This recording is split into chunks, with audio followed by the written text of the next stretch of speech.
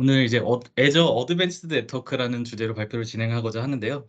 이제 어드밴스드라고 하면 사실 좀 추상적일 수가 있는데 저희가 이제 고객의 요구 사항을 구현을 하면서 경험한 내용을 토대로 애저 네트워크 구성 시의 핵심 요소가 될 만한 부분을 좀 중점적으로 이야기할 예정입니다. 뭐 직후에 이제 구성도를 좀 보여드릴 예정인데요. 사실 구성도에 있는 모든 리소스를 다 다루거나 하지는 않을 것이고 전체적으로 네트워크 구조를 구성함에 있어서 저희가 고민해 볼 만한 부분, 그리고 좀 중요도가 있는 부분을 다루도록 할 예정입니다. 전체적인 발표 순서는 다음과 같이 이루어질 것인데요. 애저 어드밴스 네트워킹 소개라는 부분은 이제 말씀드린 대로 여러 고객사 구성 사례를 참고해서 어느 정도는 약간 표준 구성 사례라고 될 수 있는 그런 구성도를 좀 소개를 드리고, 그리고 각 리소스들에 대해서 짤막하게만 좀 설명을 드리겠습니다. 그리고 그런 구성도 사이에서 인터넷과 통신하는 이제 퍼블릭 서비스를 구성을 했을 때 고려를 해야 될 부분, 그리고 온프레임 사이트와 통신하는 프라이빗 서비스를 구성을 했을 때 고려돼야 할 부분을 좀 말씀을 드릴 것입니다.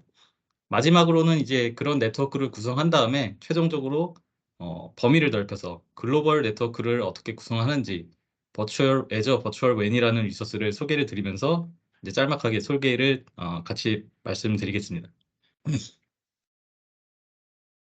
이제 애저 어드밴스 네트워킹 소개 부분인데요. 이제 미리 말씀드리면 발표는 이제 전체적으로 텍스트가 아니라 좀 그림 위주로 설명을 드리게 될 것이고요. 이 부분도 바로 이제 그림으로 넘어가도록 하겠습니다. 저희가 일종의 표준 형태라고 생각하는 애저 네트워크 구성이라고 보시면 되겠고요. 보시면 이제 애저뿐만 아니라 온프레미스 사이트도 연결이 되어 있고요. 기본적으로 인터넷하고 통신하는 부분이 이렇게 구성이 되어 있는 형태입니다. 그래서 지금 이제 사실 모든 리소스를 소개를 드려도 조금 애매한 부분이 있으실 테지만 짤막하게 이제 좀 트래픽 흐름에 따라서 설명을 드리자면은, 퍼블릭 서비스 기준으로는 유저가 애저에서 이제 CDN 기반 S3 라우팅을 처리하는 애저 프론트 도어를 통해서 애저 쪽으로 유입이 되고, 여기서 이제 추가적으로 지원하는 와프를 통해서 웹 공격이나 뭐 SQL 인젝션 등을 방어를 하게 됩니다. 그리고 그 하단에는 애플리케이션 게이트웨이라는, 사실 이제 기능적으로는 좀 프론트도어와 유사할 수 있지만 지역 내에 한정하는 이제 L7 라우팅을 통해서 추가적으로 이제 서버 쪽으로 트래픽이 유입되는 구성이고요. 여기에 이제 뭐 웹 트래픽은 방금 말씀드린 경로를 타겠지만 일반적인 TCP UDP 트래픽은 애저 파이어월을 통해서 바로 유입되는 형태도 구성할 수 있습니다. 그리고 이렇게 필터링된 트래픽은 결국 이제 최종적으로 각 서버군에 통신을 하게 되는데, 이 서버들은 기본적으로 그 형태에 맞는 부하 분산 장치에 묶여 있고 최소한 이제 2대 이상으로 복수로 구성을 해서 가용성을 이제 확보를 하고 있는 형태입니다. 프라이빗 서비스를 기준으로 보자면은 이제 애저 네트워크와 온프레임 사이트가 연결되는 구성 부분, 여기에서는 이제 애저 익스프레스 라우트라는 것을 이제 구성도로 예시를 그렸는데요. 이건 이제 전용성망이고, 추가적으로 저희가 익히 아실 만한 그 S2S VPN, 그리고 이제 단일 사용자의 접속을 위한 P2S VPN 같은 경우가 여기 어, 연결 링크라고 보시면 되겠습니다. 그래서 게이트웨이를 통해서 유입된 트래픽이 결국은 방화벽 같이 보안 장비를 통해서 다시 이제 필터링을 거치게 되고 최종적으로 이전과 마찬가지로 서버군으로 통신을 하는 구조가 되겠습니다. 여기서 이제 좀 애저에서 특징적이라고 할 만한 어떤 프라이빗 통신을 좀 도와주는 중요 리소스가 2개가 있는데요. 여기에 이제 프라이빗 DNS 존이라고 하는 것과 프라이빗 엔드포인트라고 하는 부분이 있는데, 이 부분은 이제 뒤에서 자세하게 말씀을 드리겠습니다. 첫 번째 부분은 퍼블릭 서비스를 위한 애저 네트워킹 챕터입니다. 다시 이제 잠시 앞선 구성도로 돌아갔을 때 여기에 표시되어 있는 부분이라고 생각을 하시면 되는데요. 프론트도어, 와프, 뭐 앱 게이트웨이, 파이어월 이런 리소스에 대해서 어떤 기준으로 우리가 구성을 하는지를 살펴보도록 하겠습니다. 첫 번째 이런 리소스들을 어떤 리소스를 사용할지 어떻게 구성할지를 판단하는 기준은 이제 부하 분산이라는 기준에서 판단할 수가 있는데요. 애저에서는 기본적으로 이제 이런 부하 분산 장치를 선택할 때 어떻게 선택을 해라라고 하는 가이드가 제시가 되고요.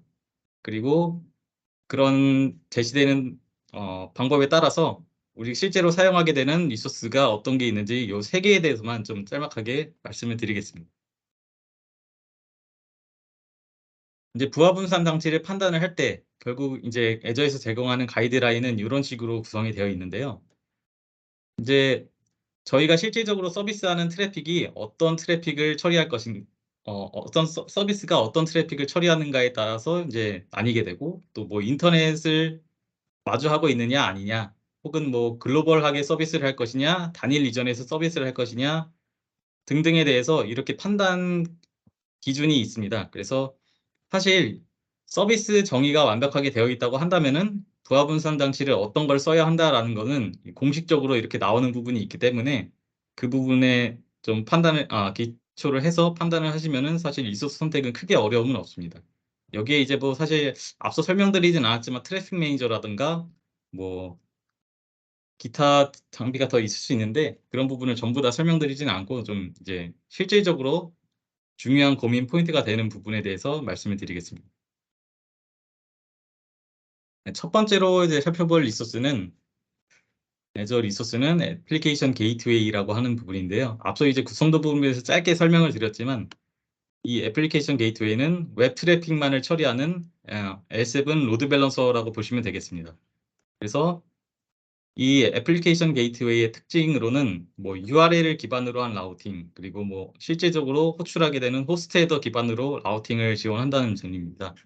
위쪽 그림을 잠깐 살펴보시면은 실질적으로 이제 콘토서닷컴이라는 도메인 이름을 달고 이제 리퀘스트가 들어오고, 그 이하에 이미지라는 URL 패스, 그리고 비디오라는 URL 패스로 이렇게 따로 요청이 들어올 수 있습니다. 그랬을 때 이 애플리케이션 게이트웨이에서 그 URL 패스에 따라서 각기 다른 백엔드 풀로 라우팅을 처리하게끔 기능을 지원하고 있습니다. 그리고 아래쪽 그림을 보시면은 하나의 애플리케이션 게이트웨이에 여러 도메인 이름을 가진 여러 호스트 헤더를 가진 이렇게 유즈 케이스가 들어오게 되는데, 이럴 때에는 마찬가지로 역시 각각의 백엔드 풀을 통해서 서비스가 이루어지도록 이렇게 분산되어 라우팅이 이루어지는 처리가 가능합니다. 이런 거를 이제 애저 애플리케이션 게이트웨이에서는 멀티 사이트 호스팅이다라고 이렇게 정의를 하고 있습니다. 추가적으로 좀 살펴봐야 할 만한 애플리케이션 게이트웨이의 특징이 하나 있는데요. 액세스 포워디드 4 헤더를 지원한다는 것입니다. 그래서 최종적으로 이제 애플리케이션 게이트웨이로 들어온 클라이언트 IP 등을 이제 헤더에 담아 가지고 백엔드 서버에 전달할 수 있는 기능을 지원합니다. 그래서 애플리케이션 게이트웨이를 조금 더 이제 보안적인 측면에서 살펴보자면은 구조가 조금 더 이제 복잡하게 보이는데, 애플리케이션 게이트웨이의 보안 기능이라고 하면은 SSL 터미네이션, 그리고 HTTPS 백엔드 설정이 가능하다는 부분입니다. 그래서 최종적으로는 이 애플리케이션 게이트웨이라는 리소스를 기준으로 앞쪽, 뒤쪽 모두 TLS 통신이 가능하도록 그렇게 기능을 지원하고 있습니다. 그림에서 살펴보시면은 리스너라는 부분이 실질적으로 애플리케이션 게이트웨이 쪽으로 트래픽이 유입되는 프론트엔드라고 보시면 되는데요. 뭐 각각 이런 뭐 IP나 호스트 정보 이런 거를 떠나서 여기 실질적으로 호출되는 도메인과 일치하는 인증서를 설치를 해서 SSL 터미네이션을 처리한다라는 부분을 눈여겨보시면 되고, 반대쪽 이제 백엔드 쪽에도 마찬가지로 백엔드 서버의 도메인과 일치하는 인증서를 설치를 하고 애플리케이션 게이트웨이로부터 백엔드로 가는 통신을 이제 새로운 SSL 커넥션을 맺는 이런 기능을 지원을 하고 있습니다. 그래서 만약에 엔드 투 엔드 전부 이제 풀 SSL 통신을 하겠다라고 하시면은 이제 이런 부분을 좀 눈여겨 보셔야 될 필요가 있습니다. 네, 그리고 다음으로 살펴볼 리소스는 이제 프론트 도어라는 리소스. 앞에서 이제 짤막하게 말씀을 드렸는데, 쉽게 말하면은 CDN 기반의 글로벌 애플리케이션 게이트웨이라고 좀 여기면은 조금 더 편하실 것 같습니다. 그래서 애플리케이션 게이트웨이가 제공하는 앞서 말씀드린 뭐 URL 기반, 뭐 호스트 헤더 기반 라우팅 기능 등을 모두 제공을 하고 있고, 추가적으로 이제 CDN을 쓰기 때문에 여기 CDN은 이제 마이크로소프트 엣지를 사용하는 마이크로소프트 CDN이 되는데 마이크로소프트 엣지 네트워크를 사용하는 기능을 추가적으로 제공을 합니다. 그게 CDN에서 기본적으로 제공되는 캐싱 기능, 컨텐츠 캐싱 기능이 있고 그리고 디도스 프로텍션 그리고 이제 웹 가속 부분이 있는데 이 웹 가속 부분은 사실 조금 이제 더 들여다보면은 뭐 스플릿 TCP라던가 하는 좀 재미난 기술들이 있는데 그거를 여기서 다 다루기에는 조금 이제 시간 부족상 좀 불가능할 것 같아서 짤막하게 하나만 설명을 드리자면은 결국엔 이제 여기에는 엣지와 클라이언트 그리고 실질적으로 콘텐츠를 제공하는 백엔드 서버 간의 통신을 하나의 라인으로 보는 게 아니라 엣지와 클라이언트 간의 TCP 통신, 엣지와 백엔드 서버의 TCP 통신으로 나누어서 이 뒷단의 긴 라인을 미리 좀 세션을 맺어두는 형식으로 이제 웹 가속을 한다라는 부분으로 좀 이해를 하시면 되겠습니다. 다음으로 살펴볼 리소스는 애저 로드 밸런서. 네. 좀 저희가 익히 알고 있는 L4 부하 분산 장치이고요. 그래서 뭐 이해하는 데 큰 어려움은 없으실 건데 이제 소스 IP 포트 그리고 데스티네이션 IP 포트를 기반으로 해서 라우팅을 처리한다. 뭐 그런 장치이다라고 보시면 되겠고요. 애저에서는 이제 타입에 따라서 퍼블릭이냐 인터널이냐. 퍼블릭 인터널은 당연히 이제 이 리소스가 퍼블릭 IP를 갖냐 아니면은 프라이빗 IP를 갖냐에 따라 이제 나뉘는 타입이고요. 티어에 따라서는 베이직이냐 스탠다드냐가 나뉘게 되는데 사실 이 베이직 티어는 실질적으로 서비스를 구성함에 있어서는 적합한 모델이 아니기 때문에 로드 밸런서는 다 스탠다드로 사용한다라고 좀 이해를 하시면 좋을 것 같습니다. 그래서 부하 분산 장치, 부하 분산이라는 기준에서 살펴본 리소스들은 이상과 같았고요. 저희가 보안을 위해서 어찌됐든 이제 보안이라는 것 이제 퍼블릭 서비스를 제공하는 입장에서는 인터넷으로부터 트래픽을 받아들이는 입장이기 때문에 당연히 보안이 중요시될 수가 있는데 이 보안을 위해서 마찬가지로 애저에서 제공하는 가이드라인이 있고요. 그리고 앞서 살펴보지 않았던 애저에서 이제 파이어월이라는 리소스를 살펴보게 될 것이고 애플리케이션 게이트웨이와 파이어월을 통해서 최종적으로 인터넷으로부터 들어오는 트래픽을 어떤 식으로 수신을 하게 될 것인지 구성안에 대해서 한번 살펴보도록 하겠습니다. 이제 앞서 보신 것과 비슷한 이제 디시전 트리라고 하는 형태로 어떤 보안 장치를 사용해야 한다라고 이제 이렇게 기준을 제시해 주는데요. 사실 보안 장치가 그렇게 많지 않기 때문에 요거를 판단하는 데 있어서는 크게 어려움은 없습니다. 그래서 마찬가지로 트래픽 종류가 웹 트래픽이냐 아니냐 그리고 뭐 IDPS와 같은 추가적인 기능이 요구되는가 이런 기준에 따라서 파이어월, 애플리케이션 게이트웨이 그리고 사실 이제 애플리케이션 게이트웨이와 와프가 한 몸이라고 볼 수 있는데 이런 식으로 이제 구성을 할 수 있다라는 것을 여기서 알려주고 있습니다. 실질적인 구성에 앞서서 말씀드린 이제 저 파이어월에 대해서 간략하게 소개를 드리겠습니다. 뭐 파이어월 이름에서 알 수 있듯이 뭐 좀 익히 알고 있는 보안 장비의 기능을 수행하는 애저 리소스라고 생각하시면 되겠고요. 사실 뭐 티어에 이 리소스 티어에 따라서 IDPS나 TLS 인스펙션, 뭐 위협 감지 뭐 이런 고급 기능을 제공하기도 하는데요. 그래도 역시 가장 핵심적인 부분은 이제 규칙 어떤 정책에 의한 트래픽 필터링이라고 이해하시면 됩니다.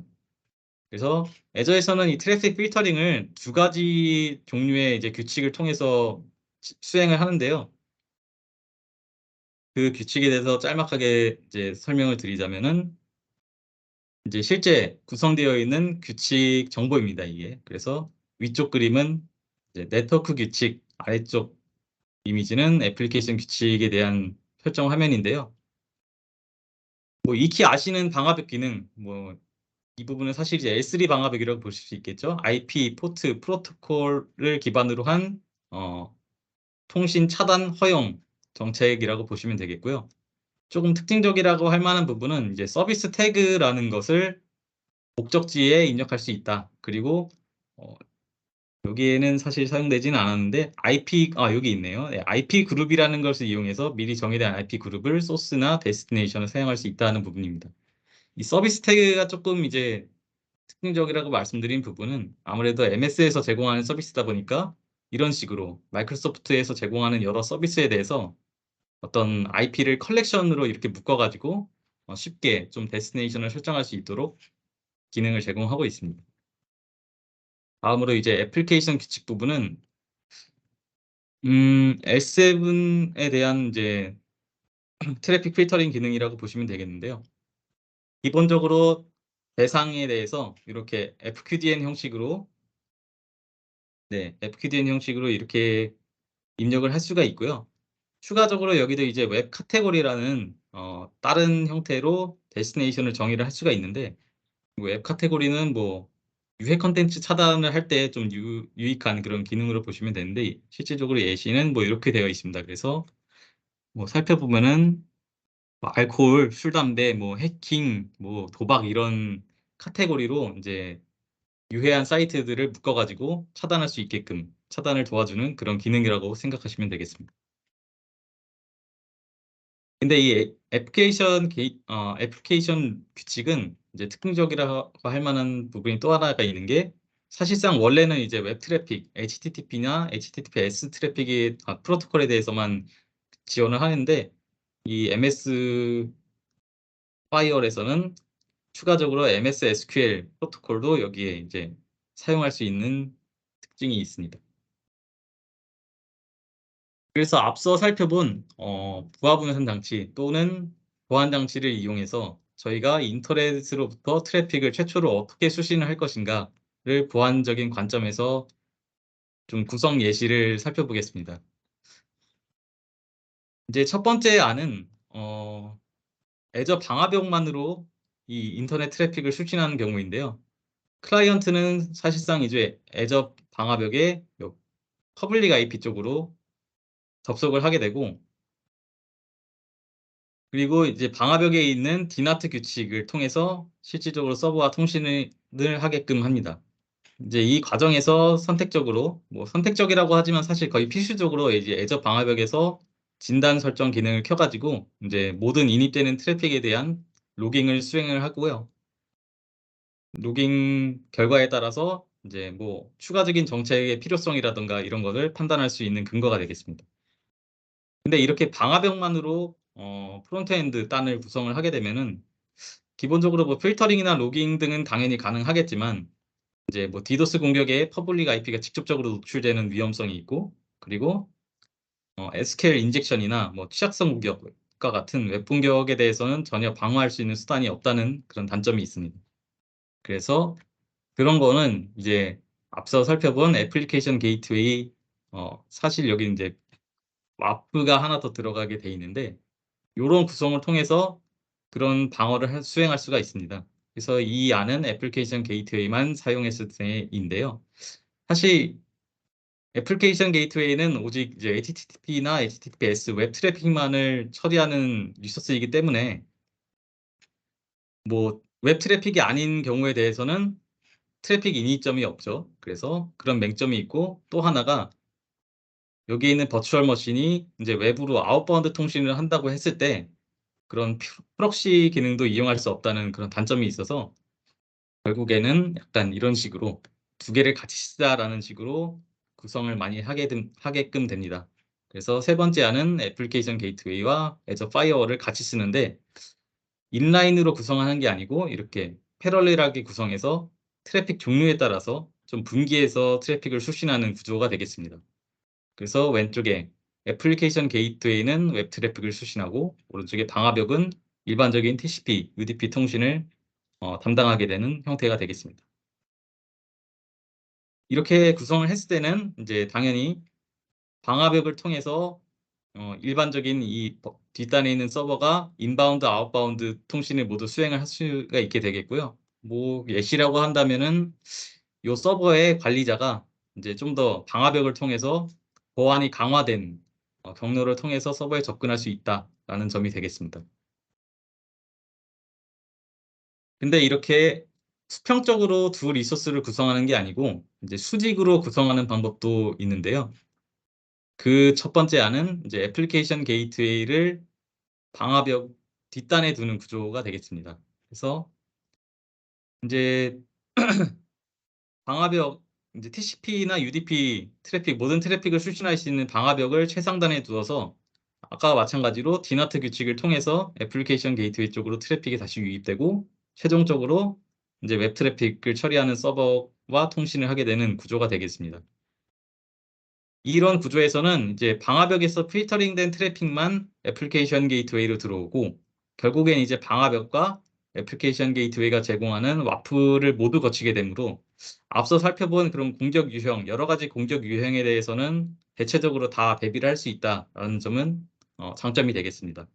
다만 이 구조에서는 조금 이제 맹점이 될 수 있는 부분이 하나가 있는데요. 앞서 이제 앱 게이트웨이 같은 경우에는 X4D4 헤더를 지원한다고 말씀을 드렸는데 이 방화벽 같은 경우에는 그런 헤더 기능을 제공하지 않습니다. 그래서 이 구조 같은 경우에는 클라이언트가 최초로 인입되는 부분이 이 방화벽이기 때문에 그리고 방화벽에서 결국은 내부 통신을 하기 위해서 소스 나트가 되기 때문에 이 오리지널 클라이언트 IP를 XFF 헤더에 담아가지고 백엔드 서버에 전달할 수 없다라는 게 좀 맹점이 되겠습니다. 실질적으로 이 구조에서는 이 앱 게이트웨이가 XFF 헤더에 담아가지고 백엔드로 전달하는 최초의 IP는 방화벽의 내부 IP로 되겠습니다. 그래서 어떻게 보면 조금 의미가 없는 헤더 정보가 될 수 있다는 그런 단점이 있습니다. 그러면은 애플리케이션을 게이트웨이를 앞단에 배치해 보면 어떠냐라는 이제 구조를 또 생각해 볼 수 있는데요. 이런 구조도 마찬가지로 이제 와프를 통하고 파이어월을 통해서 결국 이제 트래픽 필터링이 다 이루어지고 여러 가지 공격 유형에 대해 방어할 수 있는 수단이 있다는 것은 똑같고요. 조금 전에 말씀드렸던 구조의 그 단점 부분, 이제 클라이언트 IP를 백엔드에 전달할 수 없다라는 부분은 여기서는 이제 해결이 됩니다. 그래서 앱 게이트웨이가 최초로 XSF 헤더를 이제 어펜드를 하기 때문에 클라이언트 IP를 제일 처음 이제 어펜드되는 IP로 삽입을 하고 그다음에 방화벽의 IP라든가 이런 것들이 추가적으로 붙어서 백엔드 서버로 전달이 되는 구조가 되겠습니다. 네, 이 사항이 이제 퍼블릭 통신을 할 때 애저에서 최초로 인터넷 트래픽을 어떻게 수신하는가에 대한 내용이었고요. 이번에는 이제 프라이빗 서비스를 위한 애저 네트워킹, 이제 온프렘과 주로 통신을 하게끔 되는 네트워크 구성에 대해서 말씀을 드리겠습니다. 그래서 이런 구조에서는 사실 이제 중요시되는 부분은 애저와 온프렘 간에 어떻게 연결을 구축하는가, 그리고 앞서 말씀드린 애저에서 이제 사설 통신을 지원하기 위해 사용되는 이슈스, 뭐 프라이빗 엔드포인트, 프라이빗 DNS1을 살펴보기로 하겠는데요. 앞선 구성도로 이제 잠시 다시 돌아가서 살펴보면은 여기 표시되어 있는 부분, 그리고 여기에 있는 프라이빗 DNS 존, 프라이빗 엔드포인트에 대한 내용이 되겠습니다. 첫 번째로 그래서 애저랑 온프레미스 사이트 간의 연결을 어떻게 구성을 하는가에 대한 내용인데요. 여기에 보시면 아시겠지만 이제 뭐 STS, VPN 일반적으로 저희가 많이 사용하는 구성 방식이죠. 그리고 P2S 그리고 애저에서는 이제 익스프레스 라우트라고 부르는데 전용선 통신망을 통해서 그 연결을 구성을 하게 됩니다. 애저에서는 이런 연결을 구성하기 위해서는 사실 이제 애저 버추얼 네트워크 게이트웨이라는 리소스를 사용을 해서 구성을 하게 되는데요. 결국 이제 사실은 요 VPN을 이용한 연결 구성과 전용선을 이용한 연결 구성에서 뭐 버추얼 네트워크 게이트웨이의 타입이 좀 달라지는 부분은 있는데 그냥 일반적으로 칭하기 위해서 그냥 애저 게이트웨이라고 간단하게 좀 말씀을 드리겠습니다. 그래서 첫 번째 연결 구성 방식 이제 사이트 STS VPN인데요. 일반적으로 저희가 가장 많이 뭐 사용하시는 연결 방식이라고 보시면 되겠고요. 그래서 위쪽 그림에 보시면은 애저에 있는 게이트웨이와 온프렘에 있는 VPN 장비가 1대1로 매핑이 돼서 이렇게 IPsec 터널을 맺게 되는 구조가 되겠습니다. 이제 위쪽 그림은 단일 온프레미스 사이트와 연결되는 구조, 그리고 아래쪽 그림은 여러 온프레미스 사이트와 하나의 게이트웨이 통해서 연결되는 구조인데요. 이렇게 이제 여러 사이트에 대한 연결도 제공을 하고 있다는 것을 보여주는 그림입니다. 이렇게 VPN 연결을 통해서 구성을 했을 때는 이제 라우트를 어떻게 관리를 하는가가 나뉘는데, 당연히 이제 스태틱 라우트 지원하고 다이내믹 라우트는 BGP만을 지원하게 됩니다. 그런데 저희가 고객사를 상대하면서 봤을 때 거의 모든 고객사에서 사실은 SSS VPN의 라우트는 좀 스태틱 라우트로 관리를 하게 됩니다. 아무래도 이제 BGP를 쓰게 되면은 온프렘과 애저 간에 라우트 전파가 이루어짐에 따라서 통신 경로에 영향이 좀 있을 수가 있기 때문에 그런 뭐라 그래야 될까요? 일종의 디커플링이라고 해야 될까요? 네, 그래서 그런 영향도를 최소화하기 위해서 스태틱 라우트를 사용하는 것으로 좀 이해를 하실 수가 있겠습니다. 이 VPN 연결 같은 경우에는 사실 기본적으로는 이제 퍼블릭 망에서 보안이 강화된 터널을 구성하는 형태이므로 이제 암호화 알고리즘이나 뭐 프리시어드 키 같은 설정을 통해서 보안을 강화를 하는데요. 여기에 쓰이는 암호화 알고리즘이 사실은 이 STS 터널의 밴드위스 제한에 상당한 영향을 미치게 됩니다. 그래서 이 부분을 이제 뒷부 간단히 살펴보는 표인데요. 뭐 왼쪽은 제너레이션 1, 오른쪽은 제너레이션 2라 그래가지고 이제 뭐 게이트웨이 스쿠에 따라서 성능이 이렇게 나뉜다라는 건데 자세히 다 들여다보실 필요는 없고, 어, 여기에 보시면은 이제 세 가지 암호화 알고리즘 조합에 대해서 터널의 스루풋이 이렇게 측정되었다라고 하는 이제 MS에서 제공하는 자료입니다. 보시면은 이제 암호화 알고리즘에 따라서 스루풋 차이가 상당히 나는데, 결국에는 이제 암호화 및 독후화 알고리즘이 헤비할수록 그만큼 당연히 스루풋이 감소하게 되는 그런 경향을 보인다고 생각하시면 되겠습니다. 그리고 실제 이런 여기에 나와 있는 뭐 수치들이 정말 다 쓸 수 있는 거냐라고 좀 의문을 가지실 수도 있는데, 사실 저도 이런 수치에 대해서는 조금 약간의 의문이 있는 게, 여기에 이제 뭐 VPN 게이트웨이 4라는 티어를 사용하게 되면은 단일 터널에서 2.3G까지 뭐 스루풋을 측정했다라고 하는데, 실질적으로 저희가 여러 고객사에서 이렇게 VPN 터널을 구성하고 뭐 가끔 부하 테스트도 하고 뭐 이런 과정에서 보면은 이 정도의 밴드위스를 보이는 사이트가 거의 없었다고 보시면 되고, MS 엔지니어 분들도 말씀하시기를 하나의 터널당 뭐 맥시멈 밴드위스는 1G 정도로 보는 게 적당하다라는 게 좀 일반적으로 알려진 사실이라고 좀 이해를 하시면 좋을 것 같습니다. 뭐 당연히 가장 좋은 사례는 실질적으로 구성을 한 다음에 부하 테스트를 진행을 하시는 것이겠지만, 뭐 항상 그렇게 할 수는 없으니까요. 원지가 이제 한 터널당 최대 밴드위스다, 이렇게 좀 알고 계시면 좋을 것 같습니다. 게이트웨이 스크에 따른 이제 성능 차이를 떠나서 결국엔 이제 앞선 그림을 다시 돌아가서 보면은 이렇게 VPN 게이트웨이, 애저 VPN 게이트웨이와 온프렘 VPN 간에 이제 단일 터널로 좀 구성이 되게 되는데요. 위에 그림도 마찬가지고 아래도 마찬가지죠. 이럴 때에는 결국 한쪽 VPN 장비가 다운됐을 때 어떻게 대체 연결 경로를 마련할 수 있는가, 즉 가용성에 대한 고민을 좀 해야 될 필요가 있습니다. 그래서 다음으로 살펴볼 부분은 그 부분인데요. 애저에서는 기본적으로 이런 가용성을 확보하기 위해서 어, 이 네트워크 게이트웨이라는 리소스가 두 개의 인스턴스로 되어 있는 이중화 구조를 띠고 있습니다. 그래서 저희가 연결을 할 때 사실 뭐 액티브 스탠바이냐, 액티브냐 이제 모드를 선택해가지고 이제 사용하실 수 있는데, 지금 여기에 있는 구조는 인스턴스는 두 개지만 액티브 스탠바이로 구성이 되어 있기 때문에 하나의 터널만을 쓰고 있는 상황입니다. 그래서 이럴 때에는 애저 VPN 장비에 어, 장애가 일어났을 때 페일오버가 어떻게 진행되는가 보시면은 이런 식으로 스탠바이 인스턴스 쪽으로 다시 새로운 터널이 맺어지게 되는 형태로 이제 페일오버가 일어나게 됩니다. 이렇게 액티브 스탠바이 구조에서 페일오버가 일어날 때 이제 좀 다운타임에 대해서 예민하게 좀 생각하시는 부분이 있는데, 실질적으로 조금 어느 정도 리스크가 있다고 보시면 됩니다. 그래서 실제로 애저 문서에서 이 액티브 스탠바이 구조일 때 페일오버 시간을 좀 명시해 둔 게 있는데요.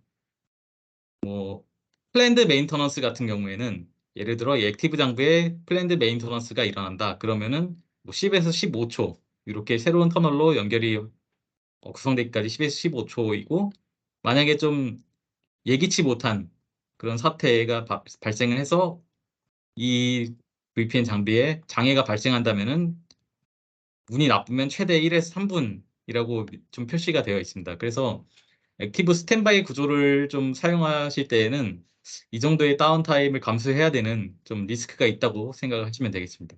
그래서 당연히 더 안정적인 구조를 구성하기 위해서는 이런 식으로 액티브 구조를 사용하시는 게 바람직하다라고 말씀드릴 수가 있겠습니다. 액티브 구조는 말 그대로 이제 두 개의 인스턴스가 전부 사용되는 구조이기 때문에 이제 각각의 퍼블릭 IP를 갖게 돼서 이렇게 액티브 스탠바이와 달리 두 개의 퍼블릭 IP로 이루어지게 되고요. 한쪽 인스턴스가 다운됨에 따라서 뭐 페일오버가 일어나기는 하겠지만, 세션 정보가 이렇게 옮겨가서 새로 연결이 되기까지의 짧은 순간 외에 그렇게 긴 다운타임은 없다고 좀 보시면 되겠습니다. 그리고 양쪽 장비를 둘 다 사용하기 때문에 아까 이제 저희가 살펴보는 하나의 그 판단 기준, 로드 밸런싱이라는 입장에서도 두 개의 터널로 트래픽을 분산해서 보낼 수 있다는 장점도 가지고 있고요. 결국 또한 트래픽을 터널을 두 개를 사용하기 때문에 앞서 이제 저희가 또 살펴봤죠. 그 터널당 밴드위스 최대 밴드위스는 1G다. 그러면은 여기서는 2G까지 최대 2G까지의 트래픽을 처리할 수 있는데, 액티브 스탠바이 같은 경우에는 최대 1G까지밖에 처리를 못하죠. 이런 이제 액티브 구조에 장점이 있다는 것을 좀 아시면 좋겠습니다. 애저 사이드에서 이렇게 이중화 구성이 되어 있는 것과 별개로 이제 온프렘 사이트에서도 결국은 마찬가지로 VPN 장비를 이중화를 해주어야 온프렘 장비의 다운에 대해서도 이제 가용성을 확보할 수가 있는데요. 다음은 이제 온프렘 장비 역시 두 개로 이중화가 되어 있을 때에 대한 구성도 예시입니다. 결론적으로 말씀을 드리면은 당연히 애저든 온프렘 VPN 장비든 액티브로 구성을 했을 때 이렇게 풀메시 구조로 최대의 가용성을 확보할 수 있다는 그런 내용으로 봐주시면 되겠습니다. 다음으로는 포인트 사이트 P2S VPN에 대한 내용인데요. 이 애저 네트워크 게이트웨이라는 리소스에서 가상의 프라이빗 IP 대역을 할당을 해가지고 P2S VPN 클라이언트를 사용해서 접속하는 사용자에게 할당하는 형태로, 그래서 여기에 보시면은 VPN 클라이언트가 P2S 터널을 이용해서 애저 게이트웨이로 접속하게 되고, 이 사람들은 VPN 클라이언트 어드레스 풀이라는 별도로 설정된 가상의 IP 대역의 랜덤 IP를 이렇게 할당을 받게 되고 있습니다. 그래서 뭐 터널 타입이 이렇게 세 가지가 제공이 되고 있고, 뭐 인증 방식도 보안을 위한 인증 방식도 이렇게 뭐 제공이 되고 있는데요. 사실상 거의 이 오픈 VPN 타입과 그리고 애저 AD 인증 방식으로 대부분 구성을 한다고 보시면 됩니다. 이렇게 구성하는 게 좀 구성의 편리성에 있어서도 굉장히 편하고, 또 추가로 애저 AD 인증 방식을 사용했을 때에는 물론 터널 자체가 보안이 강화된 터널이지만 이 사용자가 내가 허용하지 않은 사용자가 접속할 수도 있는 그런 맹점이 있기 때문에 애저 AD에 등록된 사용자만 특정 사용자만 이용할 수 있게끔 제한을 하는 설정이 가능하기 때문에 뭐 이렇게 오픈 VPN 플러스 애저 AD 조합으로 사용한다고 보시면 되겠습니다. 네, 앞서 살펴본 내용까지가 이제 VPN 연결에 대한 내용인데요. 최종적으로 사실 이제 이 익스프레스 라우터라고 불리는 전용선 라인을 구축하는 게 사실은 가장 바람직한 구성이라고 볼 수 있습니다. 그래서 이 전용선 라인은 이제 VPN 연결의 한계점을 여러 가지 극복을 할 수 있는데요. 먼저 이제 간단하게 구성을 살펴보면은 커스터머 쪽, 실제 온프렘 사이트에 있는 라우터 장비, 그리고 전용선 연결을 제공하고 있는 연결 사업자의 라우터, 그리고 최종적으로 마이크로소프트 쪽의 엣지 라우터를 이용한 세 개의 허브로 이제 이 전용선 망이 구성이 되는데요. 애저에서 익스프레스 라우트 서킷이라고 불리는 리소스가 또 이제 필요한데, 그 서킷은 여기 구간을 이렇게 표현하고 있다고 보시면 되겠습니다. 그래서 이런 전용선 연결을 구성을 했을 때에는 이제 VPN 장비와 같은 퍼블릭 IP가 없이 이제 프라이빗 커넥션을 구축을 하기 때문에 별도의 암호화를 진행하지 않고 또 그렇기 때문에 안정적인 밴드위스와 로우 레이턴시 확보가 가능합니다. 그래서 이제 좀 더 안정적인 이제 트래픽 처리가 가능하다는 내용이고요. 그리고 VPN을 연결을 했을 때에는 터널당 밴드위스 제한이 있다고 말씀을 드렸는데 이 익스프레스 라우트 같은 경우에는 이 서킷에서 제공하는 한도 내에서 딱히 터널당 밴드위스 제한 같은 게 없기 때문에 그런 부분에 있어서 장점이 있습니다. 그리고 기본적으로 이 전용성만도 애저 쪽에서는 액티브로 구조가 되어 있습니다. 다만 이 전용선은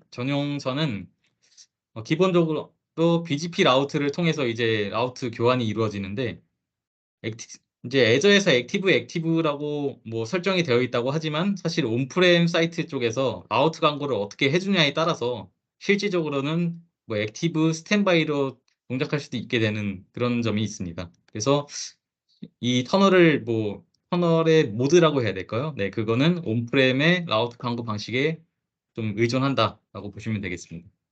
이 구조를 이제 버추얼 네트워크와 연결하는 형태로 다시 한번 살펴보면은 이런 식으로 구성이 되는데요.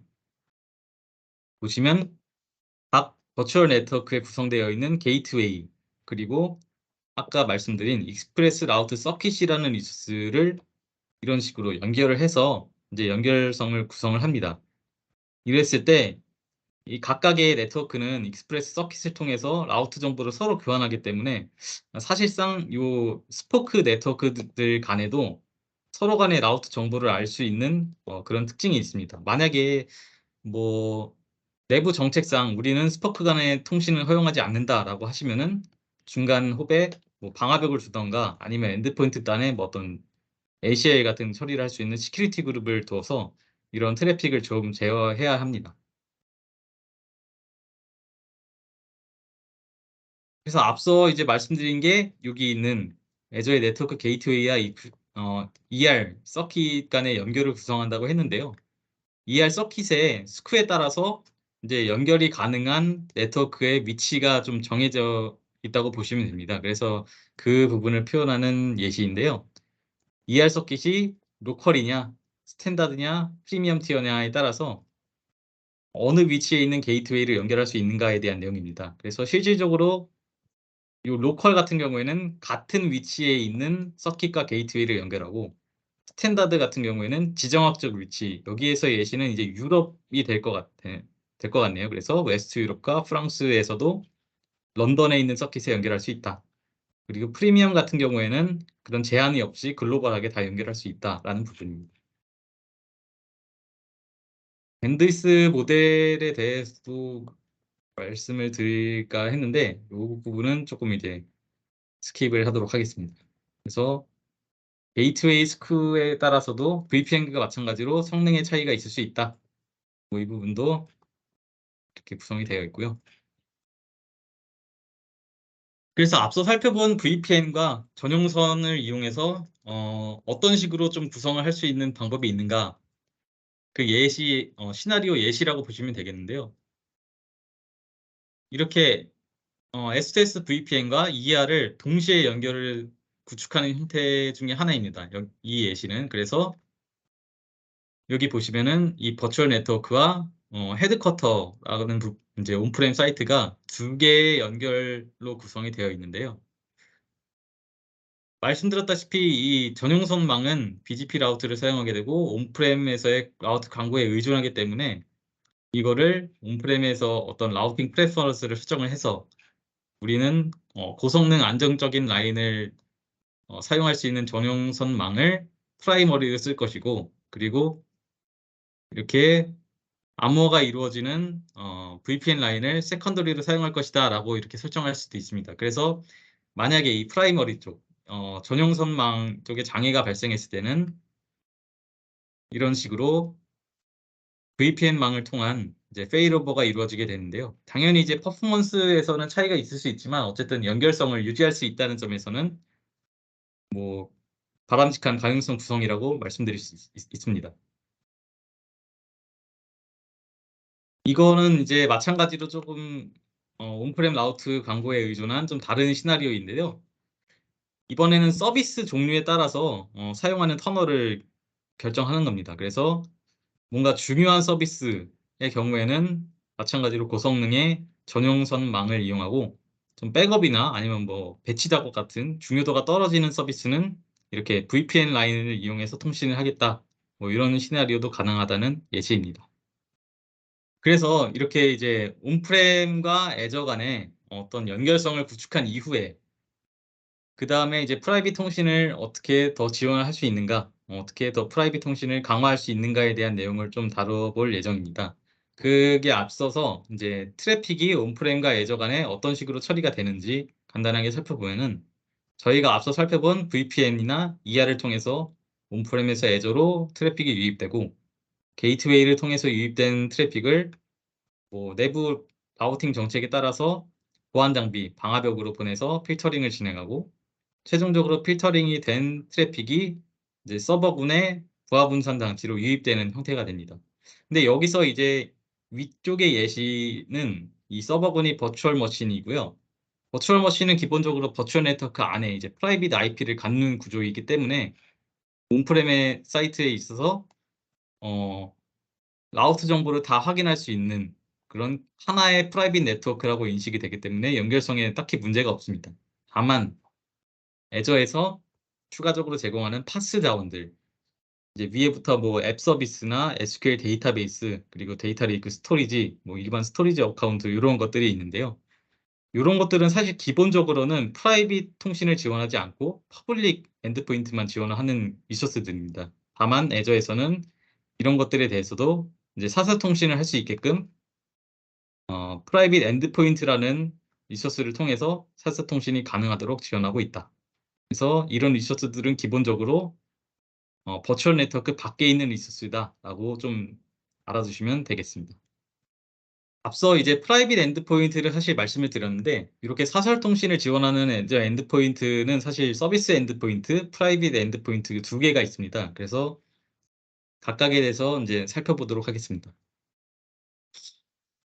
서비스 엔드포인트라는 것은 어떤 파스 서비스, 여기서는 이제 애저 스토리지 어카운트가 되겠는데요. 파스 서버에서 사설 통신을 하는 어떤 특정 네트워크를 딱 집어가지고 우리끼리는 앞으로 사설 통신을 할 거야라고 설정하는 내용이라고 보시면 됩니다. 실질적으로 통신은 이제 이 스토리지 어카운트든 버추얼 머신이든 같은 데이터 센터 내에 있기 때문에 가능한 설정인데 결국에는 애저 백본 네트워크를 이용해서 프라이빗 통신을 지원을 해주는 그런 기능이라고 보시면 됩니다. 그래서 여기에서는 이 스토리지 어카운트에서 이렇게 allow vnet 서브넷을 딱 지정을 합니다. 그러면은 서브넷이라고 이름 붙인 이 서브넷에서만 프라이빗 통신이 가능하다. 그래서 이 서브넷 내에 있는 컴퓨팅 리소스들은 이 스토리지 어카운트에 접속할 때 인터넷망을 통한 연결이 아닌 애저 백본 네트워크를 통한 프라이빗 통신을 이용한다라고 보시면 되겠습니다. 이런 서비스 엔드포인트 구성 방식이 사실 굉장히 간단해서 사용하기 편리합니다. 그래서 실질적으로 이제 애저 포탈에서 구성하는 화면인데요. 그냥 드롭다운으로 버추얼 네트워크를 선택하고 드롭다운으로 마찬가지로 서브넷을 선택해가지고 활성화를 하면은 바로 연결성이 이제 구성이 되는 형태가 되겠습니다. 다만 이제 그런 편리성에 반대되는 단점도 존재를 하게 되는데요. 네, 같은 이전에 VNet만 지정이 가능하다라는 내용입니다. 여기서 이제 두 가지를 보셔야 되는데 같은 이전에서만 가능하다가 있고요. 그리고 버추얼 네트워크만 지정이 가능하다라는 부분입니다. 그래서 버추얼 네트워크만 지정이 가능하기 때문에 온프렘 사이트에서는 이런 서비스 엔드포인트를 통한 파스 서버로의 프라이빗 통신을 구성할 수 없다라는 것이 맹점이 되겠습니다. 그래서 앞서 이제 두 가지 엔드포인트가 있다고 말씀을 드렸는데 이 프라이빗 엔드포인트라는 리소스가 말씀드린 그런 온프렘에서 파스 리소스로 파스 서버로 프라이빗 통신을 가능하게끔 해주는 연결성 구성 리소스라고 보시면 되겠습니다. 그래서 이 프라이빗 엔드포인트의 특징은 아까 이제 이런 스토리지 어카운트와 같은 파스 서버는 퍼블릭 엔드포인트만 갖게 된다라고 말씀을 드렸는데요. 여기에 이 퍼블릭 리소스에 프라이빗 IP를 할당을 해서 마치 버추얼 네트워크 안쪽으로 끌어오는 형태라고 보시면 되겠습니다. 그래서 이 경우에는 이 스토리지 어카운트에 접속하게 할 때 여기에 있는 버추얼 머신이 프라이빗 엔드포인트를 통해서 접속을 하게 된다라고 이해를 하시면 되고요. 일반적으로 이런 파스 서버 같은 경우에는 이렇게 프라이빗 엔드포인트를 생성할 수 있는 기능 외에 퍼블릭 액세스에 대한 차단을 지원을 하고 있습니다. 그래서 이렇게 프라이빗 엔드포인트를 구성하고 그다음에 퍼블릭 액세스까지 차단을 하면은 이제 이 리소스는 완벽하게 프라이빗 네트워크에서만 접속을 할 수 있게끔 그렇게 보안 설정이 가능하다는 내용입니다. 그래서 말씀드린 대로 이제 온프렘에서의 액세스가 가능하다 뭐 이런 게 있는데 다만 요런 이제 프라이빗 엔드포인트를 사용하실 때 한 가지 주의해야 될 점이 있는데요. 기본적으로 이런 파스 서버들은 고유의 이렇게 도메인을 갖고 있고 호스트 네임을 이렇게 띄고 있는데요. 이 서버에 접속할 때 호스트 헤더가 일치하지 않으면은 뭐 연결이 되지 않는 그런 경우가 좀 상당수가 있습니다. 예를 들어 뭐앱 서비스도 사실 그런 식으로 구성이 되어 있기 때문에 그래서 결국에는 이런 호스트 네임과 여기에 구성한 프라이빗 엔드포인트의 IP 간에 연결을 해주는 이제 DNS 쿼리가 필요하게 되고요. 애저에서 이런 DNS 쿼리를 지원하는 리소스, 애저 프라이빗 DNS 존이라는 또 리소스를 사용해야 할 필요가 있습니다. 그래서 여기에 이제 이런 예시가 있는데요. 이 부분을 뒤에서 조금 더 자세히 한번 살펴보겠습니다. 그래서 앞서 말씀드린 애저 프라이빗 DNS라는 리소스에 대해 살펴볼 건데요. 사실 이 프라이빗 DNS 존이라는 거는 저희가 일반적으로 뭐 DNS 레코드를 관리하는 그런 자원이라고 보시면 되는데 이제 실제 사용 사례를 들어서 좀 더 설명을 드리면은 어, 이거를 애저 내부에서만 이 프라이빗 DNS를 사용할 때 그리고 여기 앞선 그림과 같이 뭔가 온프레미스 네트워크와 같이 연결된 크로스 프레미스 구조에서 프라이빗 DNS를 사용할 때 예시를 살펴보겠습니다. 첫째로 가장 간단한 구조인데요. 하나의 버추얼 네트워크 안에 실질적으로 클라이언트 버추얼 머신이 있고 그리고 여기에 파스 리소스에 대한 프라이빗 엔드포인트를 구성한 사례입니다. 이랬을 때 결국 이 버추얼 머신에서 여기에 있는 데이터베이스로 접속하기 위해서는 여기에 있는 호스트 네임으로 호출을 해야 되고 결국에는 이 IP와 프라이빗 엔드포인트 IP와 호스트 네임 간에 이제 이름풀이를 해줄 프라이빗 DNS 존이 구성되어 있는 상태입니다. 그래서 이 DNS 존을 생성을 한 다음에 사실 이제 순서가 DNS 존을 여기에 있는 버추얼 네트워크와 링크를 하게 되고 링크를 한 네트워크에 있는 이 컴퓨팅 자원에서 이 서버로 DNS 쿼리를 하게 됩니다. 그랬을 때 최종적으로 뭐 좀 말씀드리면은 당연히 이제 이런 프라이빗 IP를 반환을 받게 돼서 결국은 이 5번 라인을 통해서 통신이 이루어지는데요. 조금 더 이제 살펴보면은 사실 이런 애저 내부에서의 DNS 쿼리는 여기 애저 프로바이디 DNS라고 불리는 고유의 IP를 갖는 168.63.129.16 고유의 IP를 갖는 애저 DNS로 전부 다 포워딩이 됩니다. 그래서 포워딩된 DNS 쿼리가 다시 한번 애저 리커시브 리졸버에서 이제 재규 쿼리를 한번 하게 되는 형태가 되고 최종적으로 네트워크 안에 형성된 IP를 반환을 받게 되는 구조가 되겠습니다. 요거는 이제 단일 VNet 구조의 형태이고요. 앞서 말씀드린 대로 이 프라이빗 DNS 존은 이렇게 일반적으로 저희가 레코드를 관리하는 그런 화면과 동일한 형태로 좀 이렇게 구성을 쉽게 할 수 있습니다. 그래서 단일 VNet이 아닌 허브 앤 스포크일 때는 뭐 사실 큰 차이점은 없습니다. 이게 프라이빗 DNS 존이라는 게 여러 버추얼 네트워크에 다 링크할 수 있는 기능을 제공하기 때문에 뭐 링크되는 버추얼 네트워크 숫자가 많아진다는 것 외에는 모든 동작은 동일하다고 보시면 됩니다. 다음으로 이제 온프렘에서 이 프라이빗 DNS 존을 이용해서 DNS 쿼리를 할 때의 예시입니다. 여기에 이제 아랫부분이 그림이 사실 이제 애저 리소스로 구성이 된 것 같이 보이지만 온프렘 사이트에서 어떤 클라이언트가 보았을 때 사실 이게 애저 쪽의 DNS는 이 클라이언트 VM의 입장에서는 알 수 없는 이제 DNS 서버가 됩니다. 그래서 직접적으로 이렇게 뭐 DNS 쿼리를 할 수가 없고요.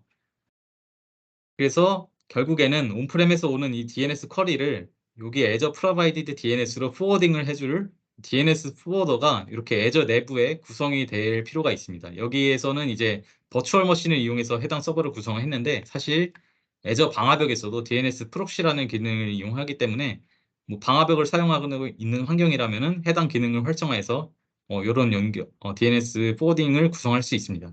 그래서 이 포워딩이 된다는 점 외에는 사실 앞서 말씀드린 그런 뭐 재기 커리가 일어나서 최종적으로 뭐 프라이빗 IP를 반환받게 된다라는 과정은 전부 동일하게 이루어집니다. 마지막으로는 이제 온프렘 환경에도 인터널 DNS 서버가 따로 있을 때 예시인데요. 사실 뭐 포워딩을 하는 조건이 컨디셔널 포워딩이냐 아니면 뭐 전체 DNS 쿼리에 대한 포워딩이냐 나뉘는 거 빼고는 다 동일하다고 보시면 됩니다. 그래서 여기에 있어서는 이제 Azure SQL 데이터베이스 도메인에 대해서만 이런 식으로 컨디셔널 포워딩이 구성이 되어 있어서 넥스트 홉이 Azure에 구성되어 있는 DNS 포워더 서버를 지정하게 된 형태입니다. 그래서 결국 이런 구성을 통해서 이제 온프렘과 Azure가 연결된 환경에서 온프레미스 서버에서도 Azure에 있는 파스 리소스의 프라이빗 통신을 구성할 수 있게 된다라는 것이 최종적으로 저희가 이제 이런 리소스들을 사용해서 구성하고자 하는 연결 방식입니다. 그래서 프라이빗 네트워크에 대한 구조는 이제 여기까지 하도록 하겠고요. 마지막 챕터는 그래서 이런 네트워크를 구성을 했을 때 글로벌 네트워크를 우리가 어떻게 또 구성을 연결을 하는가에 대한 내용입니다. 여기서는 이제 Azure Virtual WAN이라는 리소스에 대해서 좀 설명을 드리겠고, 그리고 좀 비교를 위해서 이 Azure Virtual WAN이라는 리소스를 사용했을 때와 사용하지 않았을 때 각각의 어떤 모습으로 좀 그래도 글로벌 네트워크를 구성할 수 있는지에 대한 내용을 알아보겠습니다. 그래서 Azure Virtual WAN을 사용하지 않았을 때의 구성인데요. 뭐 이 텍스트가 이렇게 나와 있는데 이제 바로 그냥 그림으로 넘어가자면은 첫 번째 아닙니다. 뭐 앞서 이제 여기 이 삼각형으로 되어 있는 게 이제 전용선 익스프레스 라우트인데요. 여기에서는 지금 두 개의 애저 네트워크 그리고 두 개의 온프렘 사이트가 이제 있는 상황인데 최초로 이제 VNet과 VNet 그리고 VNet과 온프렘 사이트를 연결한 구성이라고 보시면 되겠습니다. 사실 근데 이 구조에서는 이 두 버추얼 네트워크 간에 글로벌 피어링이 맺어져 있다는 것 외에는 뭐 글로벌 네트워킹이라고 할 만한 부분은 사실은 없습니다. 보시면은 여기는 이제 US 웨스트고 여기는 US 이스트이기 때문에 글로벌 피어링이라고 말씀을 드렸고요. 그래서 여기에 있는 버추얼 네트워크 기준으로도 뭐 직접적으로 연결된 네트워크만 이제 통신이 가능하게 되는데 이를 실질적으로 라우트 테이블에서도 이렇게 확인을 하실 수가 있습니다. 그래서 이 네트워크와 직접적으로 연결된 주소만 라우트 정보가 확인된다. 그걸 이제 연결성을 좀 더 그림으로 표현을 하게 되면은 이제 이런 식으로 통신을 할 수 있고 한 홉을 건너뛴 다른 지역의 온프렘 사이트와는 연결을 할 수 없다라는 부분이 되겠습니다. 그리고 이 온프렘 사이트 기준에서도 실질적으로 연결이 하나만 구성되어 있기 때문에 이렇게만 연결성을 확보할 수 있다. 그럼 다음으로 이제 추가적인 더 연결성을 확보하기 위해서 이렇게 더 전용선망을 확장한 개념입니다. 그래서 당연히 이전보다는 더 연결성이 확장이 되어 있고요. 이 부분을 이제 여기 익스프레스 라우트 서킷에서 라우트 테이블로 좀 라우트 정보를 확인할 수가 있는데요. 여기서 보시면은 총 3개의 사이트에 대해서 라우팅 정보가 확인되는 것을 보실 수 있습니다. 이 의미는 이제 요 사이트들끼리는 서로 간의 연결성을 확보한 상태다. 그래서 Azure 버추얼 네트워크 기준으로는 사실 이 네트워크 기준으로는 3군데로 모두 라인이 형성되어 있기 때문에 모든 사이트와 통신이 가능하게 되고요. 그리고 온프렘 사이트 기준으로는 이렇게 두 버추얼 네트워크에 모두 연결할 수 있다라는 부분이 있습니다. 다만 여기서도 이렇게 두 온프렘 사이트 간의 연결성은 구성이 되어 있지 않습니다. 그래서 이 부분도 충족하기 위한 이제 애저의 전용선 연결망 서비스가 하나가 있는데 이제 글로벌 리치라는 서비스입니다.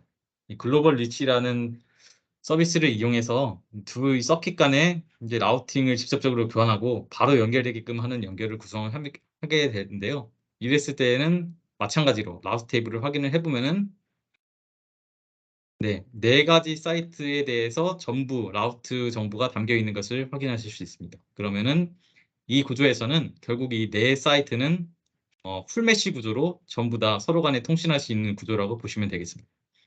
보시면은 이제 서로 간에 이렇게 메시 형태의 연결성을 구성하기 위해서 뭐 전용선을 막 크로스로 연결하고 네트워크 피어링을 또 하고 또 글로벌 리치라는 새로운 서비스를 써야 되고 이런 복잡한 구성이 되는데요.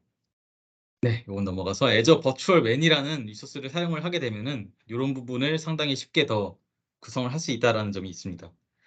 근데 이 애저 버추얼 웬은 뭐 한마디로 정의하기가 조금 어려운 부분이 있는데 뭐 말씀을 드리면은 어떤 버추얼 웬은 제어 인터페이스가 버추얼 허브, 애저 버추얼 허브라는 어떤 컨트롤 인터페이스를 통해서 여러 네트워크를 연결하는 뭐 네트워킹 서비스 이렇게 좀 정의를 했는데요. 사실 이게 좀 저도 잘 정의가 안 돼서 이제 요즘 똑똑하다고 소문난 그 챗GPT에 한번 물어봤더니 네, 괜찮은 문장으로 정의를 해줘서 이렇게 좀 사용을 했습니다. 그래서 읽어보면은 뭐 하나의 통합된 포탈을 통해서 뭐 최적화돼 있고 자동화된 브랜치 간의 연결성과 보안을 제공하는 네트워킹 서비스다. 뭐 이렇게 돼 있는데 이제 실질적으로 이 말이 맞는지를 살펴보겠습니다. 그래서 애저 버추얼 웬의 구조를 보시면은 이제 이런 식으로 구성이 됩니다. 그래서 여기 중앙에 있는 버추얼 웬 허브라는 애가 실질적으로 이제 컨트롤 인터페이스라고 보시면 되겠고요. 이 컨트롤 인터페이스 허브를 중심으로 허브 앤드 스포크 구조를 따르고 있습니다. 그래서 허브는 말 그대로 애저 버추얼 웬 허브가 되겠고 스포크들은 여기에 있는 버추얼 네트워크 그리고 브랜치 여기 브랜치라고 표현되어 있는 부분은 이제 각각의 온프렘 사이트라고 보시면 됩니다. 그리고 P2S VPN으로 연결된 각각의 개인 사용자들 그리고 최종 마지막으로 인터넷 이렇게 네 개를 나눠서 이제 스포크라고 정의를 할 수 있고요. 실질적으로 이런 광역 연결성을 구성하기 위해서 당연히 어떤 커넥션을 생성하고 할 필요가 있는데 이제 버추얼 네트워크와 허브를 연결하는 부인의 커넥션을 생성해야 되고 그리고 허브가 여러 개일 때 허브 투 허브 커넥션을 생성해야 되는 이런 구성 요건이 있습니다.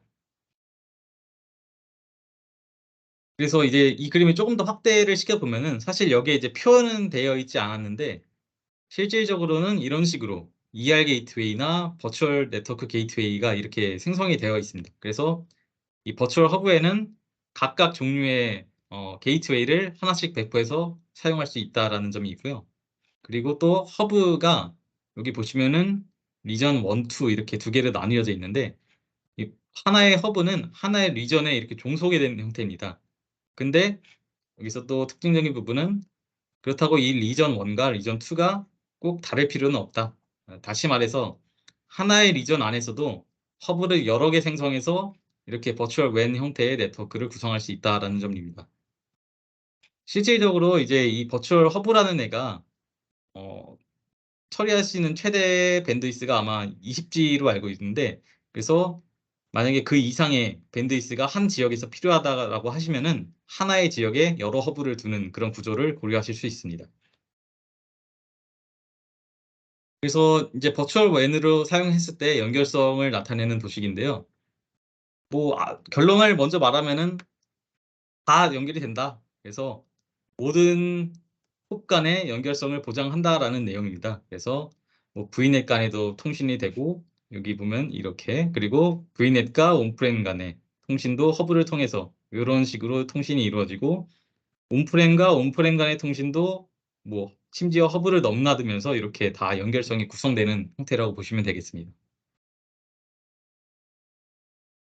그래서 사실 이제 이것과 좀 비슷하진 않지만 제가 개인적으로 어떤 고객사를 상대하면서 버추얼 웬 없이 좀 글로벌하게 허브 앤 스포크 구조를 갖는 좀 프로젝트를 진행한 적이 있는데 이렇게 버추얼 웬을 사용하지 않았을 때에는 사실 뭐 피어링을 맺고 뭐 라우트 정보를 수정하고 여러 가지 뭐 네트워크 설정을 진행하고 하는 게 굉장히 많은 수고가 들어가고, 또한 관리 포인트도 각각의 버추얼 네트워크 단위로 분산이 되어 있어 가지고 관리 시간도 굉장히 많이 들었습니다. 그런데 이렇게 버추얼 웬을 통해서 구성을 하게 되면은 이제 중앙 컨트롤 인터페이스 버추얼 허브라는 애가 있기 때문에 그런 관리 포인트가 비약적으로 줄어들게 되고, 좀 더 연결성을 굉장히 쉽게 구성할 수 있다는 장점은 확실히 뚜렷한 특징이라고 생각을 합니다. 다만 이제 이렇게 네트워크 구조가 복잡해짐에 따라서 뭐 라우팅 우선순위라든가 뭐 라우팅 레이블이라든가 추가적인 기능이 있는데, 그런 고민해야 될 포인트도 더 많이 있기는 합니다.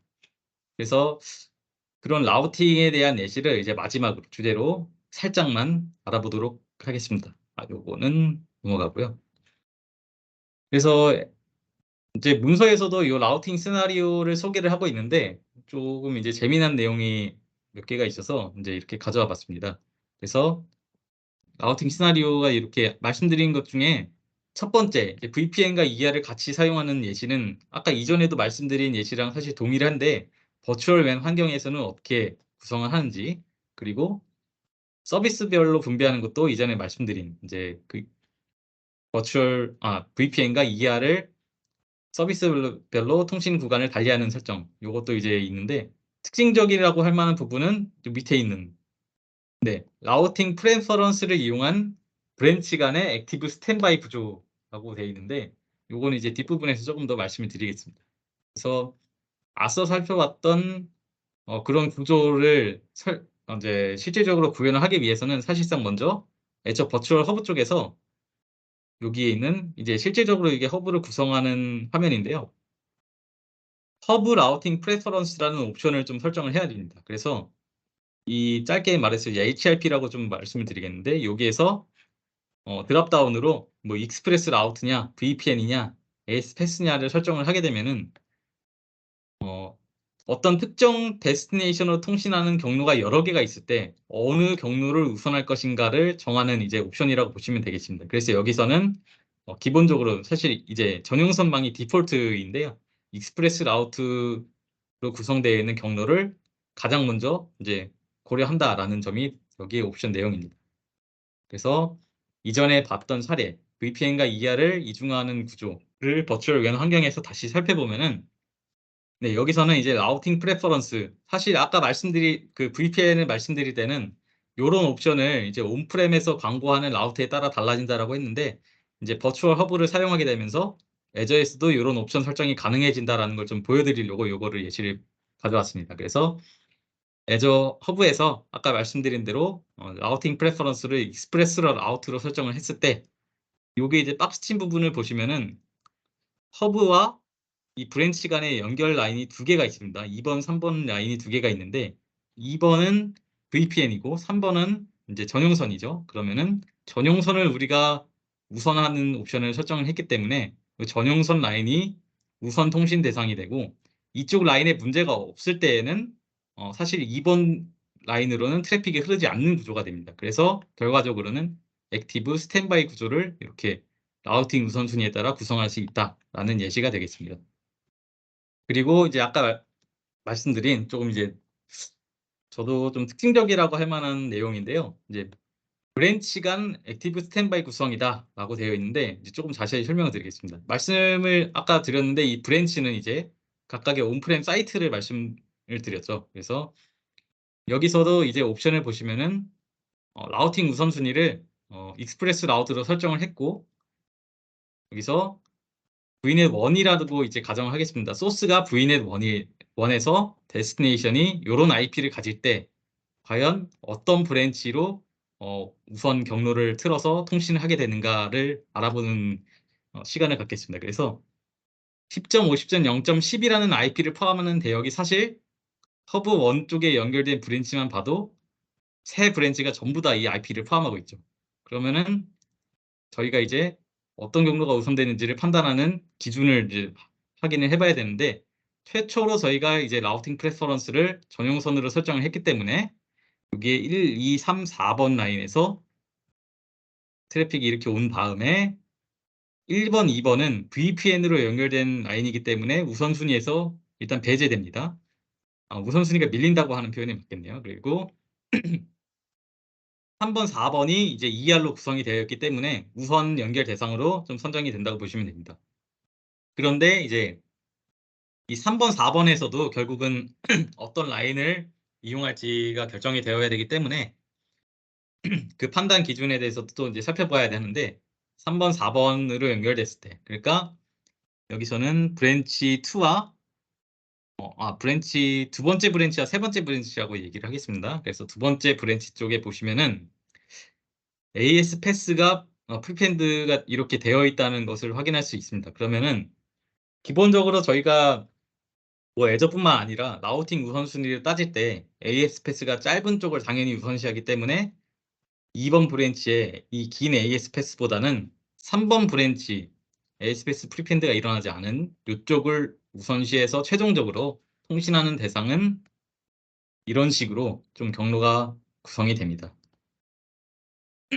사실 이제 허브 라우팅 프레퍼런스뿐만 아니라 뭐 애저 버추얼 웬에서는 뭐 라우트 테이블에다가 레이블을 설정해가지고 뭐 특정 스포크에만 라우트 테이블을 적용하고 특정 스포크엔 적용하지 않고 뭐 이런 설정도 가능하고 좀 다양한 라우트 시나리오를 고려해 보실 수 있는데요. 그런 부분은 좀 여러 가지 연구가 필요한 부분이기 때문에 다 말씀드리기에는 조금 어려울 것 같습니다. 그래서 해당 뭐 내용에 대해서는 문서를 살펴보시는 것을 권해드리고 오늘 저의 발표 내용은 네, 여기까지 하도록 하겠습니다. 네. 혹시 뭐 질의사항 같은 게 있으시다면은 채팅이나 뭐 이렇게 해서 알려주시면 좋을 것 같습니다. 그 질의사항을 이제 보내주신 게 있는데요. 버추얼 웹 구성 시에 애저 방화벽 대신 포티넷 클라우드 방화벽 구성 시도 동일하게 컨트롤 가능한가? 이게 음, 기본적으로 시큐어 허브를 구성을 할 때 이제 뭐 기본적으로는 애저 방화벽을 더 쉽게 설치가 가능하지만 이제 MVA 방화벽도 구성이 가능하다고 되어 있긴 하거든요. 다만 이제 저희 내부에서 한번 테스트를 했을 때 비대칭 통신에 대해서 좀 한번 고려를 해봐야 되는 그런 포인트가 있었던 것으로 기억합니다. 자세한 내용은 제가 좀 기억이 안 나는데, 그리고 또 특이사항으로는, 어, 라우팅 테이블 정보를 이제 MVA 쪽에서 확인할 수 없는 그런 이슈였나? 그래서 MVA에 의해서 뭔가 허브를 시큐어한 구성으로 할 때는, 어, 좀 상세한 테스트가 필요할 것 같습니다. 그래서 동일하게 일단 방화벽 기능을 수행할 수는 있는 것으로 네, 알고 있습니다. 네, 그 추가 뭐 질의사항이 없으시면은 네, 발표 시간은 네, 여기까지 하도록 하겠습니다. 그 장시간 들어주셔서 감사합니다. 네.